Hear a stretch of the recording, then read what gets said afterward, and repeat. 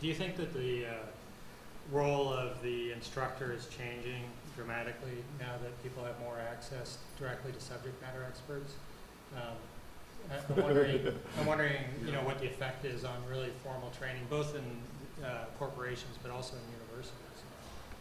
I do. You know, I mean, and you may have comments too. I think there are definitely a whole spectrum of new literacies that are required. I mean, to choreograph a lot of remote experiences simultaneously, or to communicate with people both in the physical space and in the remote space requires a whole new set of skills that I think we're asking our instructors to learn. Yes, instructors are having to learn new skills, but it's also, and the role is shifting a little bit as well, because as you point out, in the age of search engines where you can type in a question about a matter of fact, you can get as many answers as you want in seconds, less than seconds. And so then the question becomes, if the role of the faculty member is not to be the deliverer of information, you know, open your brain, I'm going to dump some bits in and we'll send you off into the next class, then what is their role?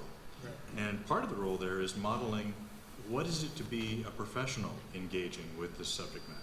Yeah. What is the context of the quiddity of the content? You know, here's the thing, here's the fact, here's the Google bite that you got out of this. How does that fit into the bigger scheme of things? How should you feel about this? How does it relate to the history of the field? And those types of roles are not new, but the balance between that kind of role being played versus the role of, let me tell you what happens when you have this chemical reaction, that balance is shifting, and interestingly so. You know what struck me on the previous panel was the comment of becoming curators of information. And it seems that that's becoming, I mean, I know in the corporate world we're seeing that, where the instructors within Cisco are becoming curators of information, because they're not the people developing the products.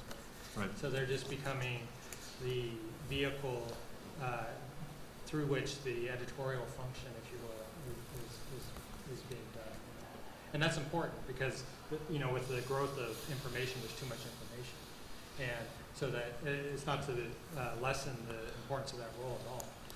It's just, as you say, I think a shift in the